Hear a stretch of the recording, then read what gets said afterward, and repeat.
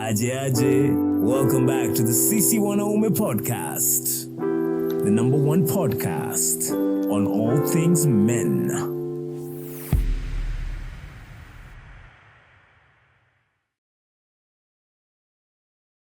Aje, welcome back to the Sisi Wanaume podcast with me, Salif Nyambok.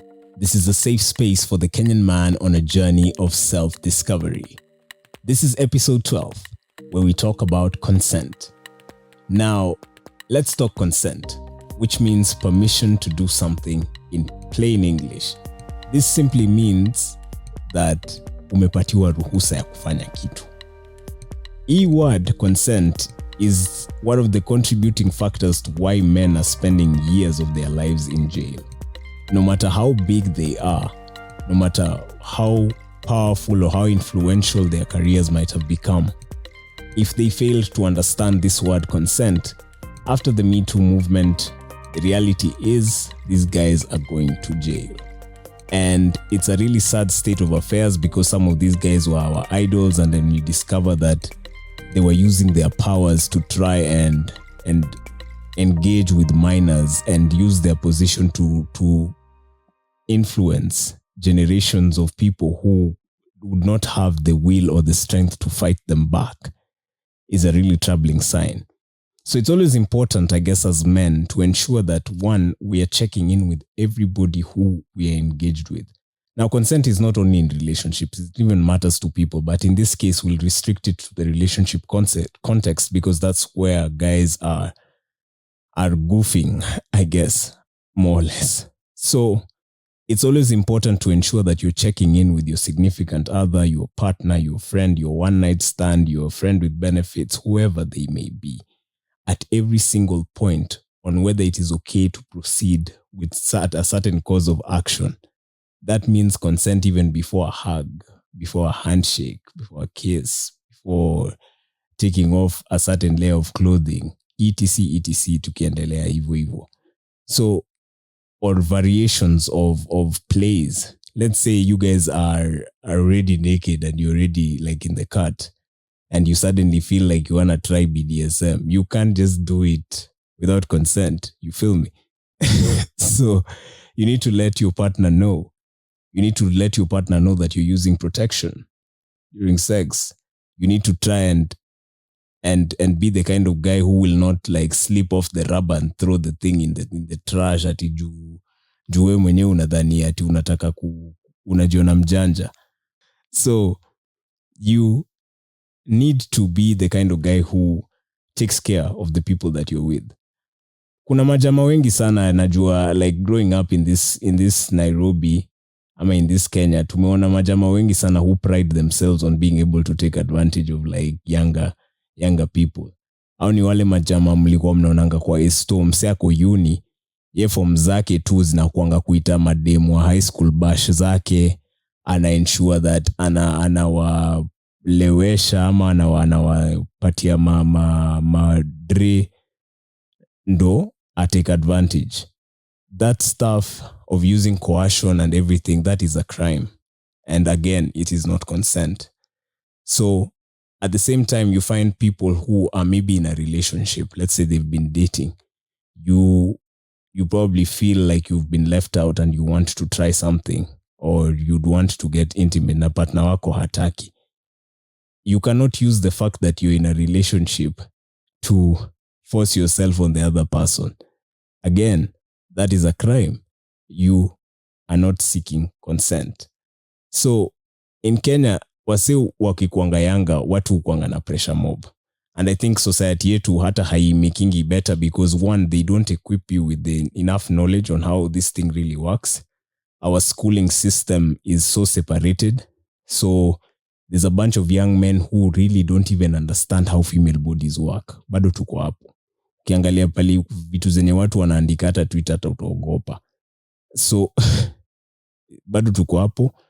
Unapata pia wase hakuna mahali watu walifunzwa hizi vitu. So inakuwa game where most people, we are living in a country where genders are afraid of each other, and we are all trying to use some kind of covert manipulation to try and get things from each other without saying things as they are. So you find that, let's say, machali sasa wanaona that, if I call you to my place, if I'm the one who's buying A, B, C, D for you, ume consent that unafaa kuwa demu wangu, and maybe now I have like, as in like, now we can roll together, you get, and I can ask you for favors, in quotes, you get. So like like those kind of scenarios, you guys might not have even talked about what is actually on the plate here, and you end up now in a situation where you have to now do this to keep up. And akunanga kitu kama, I know there's a lot of guys who like hiding behind kitu kama silent consent, or implied consent, but in most cases I think in this time it's normally it's better if you can get the actual thing. So don't beat around the bush. Hakuna story ya sijui you'd rather just say things as they are. Heri upatiwe no, naishe hapo. Na tukiangalianga maybe a situation like the area I think was the most sana wingianga shida ni hizi stories za time unaanzanga kuinvite dema kuje kwa kijako ama hostel yako. So unaona that because umanzi so Kenya Venezuela reason man, unaona ati because udema alitoka, let's say Naivasha, that the love must be real. I mean, she's crossed borders. Yeah? She's coming to stay. So you forget to really think that once this shot is in your house, you need to still seek consent for every single thing. Consent tu labda kukuja kwa hao, labda hizo stories zingine, hizo ni stories zako wewe mse, na wewe bado ndo uko hapo unataka kuanza kuforce issues, unataka kujifanya ni kama ni binadamu mzima hajui kenye anataka. Yeah? Unataka kujisema ati ana play hard to get ni nini. So kuna times zingine pia, like let's say kuna some guys who reason ati consent because of clothes. Kenya again imetrend worldwide kwa sababu ya hizi stories za my dress my choice, where watu walikuwa nasema ati madema hawafai kudunga sijui nini ati because ati wana trigger wanaume. Hizo ni vitu gani mnasema mse? Hizo ni vitu gani? Ni shida ya madema ama ni shida yako? Dema kikamkutembelea kama amedunga mini, haimaanishi consent. Nguo si consent. Yeye anaweza kuwa amedunga hivyo kwa sababu yeye anataka kudunga hivyo. Unaweza kuwa pia na sister amedunga hivyo. Does that mean that amekuinvite sijui kufanya nini? So think lazima tufikiri hizi vitu like in terms of the context pali tunaziona, and there's never consent. So maybe the thing that most guys need to learn how to do in the Kenyan context, and I think it's something that maybe grows on you with age, is learning just how to ask people directly. No beating around the bush. Try to be clear with your intentions from get-go. So let's say manzi akikam, unaweza muuliza, let's say amekuja kwako, ameconsent kuingia, si ndio? Kiasi mnakaa chini, mna vibe.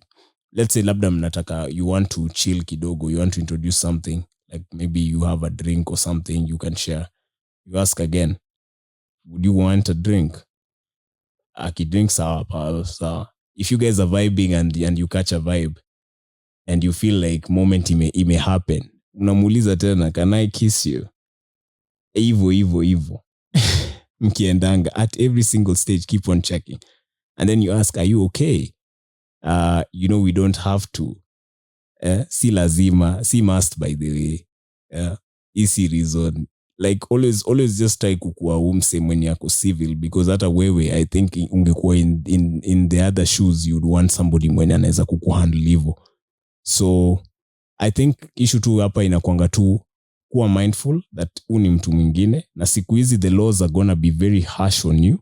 You would rather just try and cope within the mechanism instead of trying to blow your trumpet and spreading misogyny online ati sijui mse alikama kafaya nini sijui what, because a lot of the stuff hata ukiangalia kenye umeandika tungetrack kenye ulikuwa unasema, tunaweza sema yenyewe hapa wewe ndio uko on the wrong, na ume cause mse aumie in one way or another, ume traumatize mtu bure. And I think if you're watching this now, you have seen, and we've discussed this in other episodes too, you're seeing a lot of powerful men dropping one after the other. Guys who own churches, guys who are influential musicians, footballers, these big names. Epstein's list just dropped the other day. You're hearing the names that are on it. My God, you're like, man, these are guys you look up to, and they're like, they were scheming, man. And it's a really regrettable state of affairs, because these are powerful men who are using their influence to try and get things that, like, to get that influence over a human being to the point that they can just control them at will. And I think that's already an indicator of a very big problem in society. So if there's any take home I want you to get from this episode, is seek consent always. At every single point, at every single juncture, always check in with the other person to ensure that they're okay with whatever it is that you're doing, even if it's holding hands. Keep it simple, keep it short. It's been me, Salif Nyambok. As always, I'll see you when I see you. Peace out. What's good, people? It's Salif Nyambok right here. This is the Sisi Wanaume podcast.